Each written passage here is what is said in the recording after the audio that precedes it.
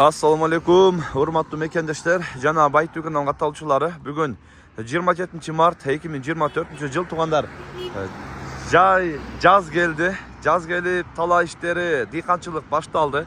Мына ушул Кушап айылынын Кызылактар көчөсүнө өткөндөн кийин өзгөндөн келатканда, мына ушул жол бойлуу остановка менен келгенде бул жагынан мына ушул жерде Сөгөт көчө менен бурулган тарапта мына ушул жерде мына ушул контейнерде бардык дыйкандарга керектүү нерсе сатууга чыгып атат.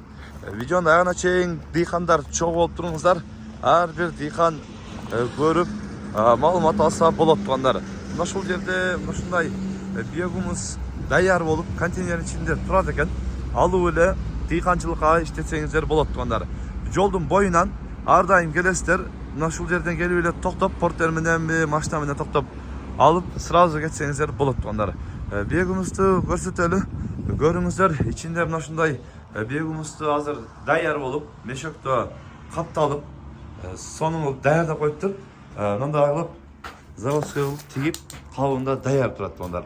Мына биогумустун өзүн дагы мындай көрсөтөлү. Жакшы иштеген сойжуландарды салып, мындай кылып биогумусту сонун кылып чыгарып коюптур. Көрүп атасыздар. Мына видеодо да дана көрүнүп атат. Негизинен эле биогумусту эмнеге иштетишти жакшы билгендер бар. Өзүңүздөр көрүп, биогумус издеп аткандар болсо, агабыздын экрандагы WhatsApp связь номерине байланышасыздар. Баасы 20 сомдон, эгер көп алам дегендер, көбүрөөк алам дегендер болсо, дагы жакшы кылып түшүп беребиз дейт тугандар. Өзүңүздөр да көрүп, кызыккандар экранда номерге байланышасыздар. Бардык жака удобный тугандар. Ошко кетип атсаңыздар дагы, бул жагы өзгөнгө кетип атсаңыздар дагы, жолуна бардык тарапка ыңгайлуу. Мына ушул жолдон эле келип токтойсуздар дагы, портер менен, машинаңыз менен жүктөп алып кетсеңиздер болот тугандар.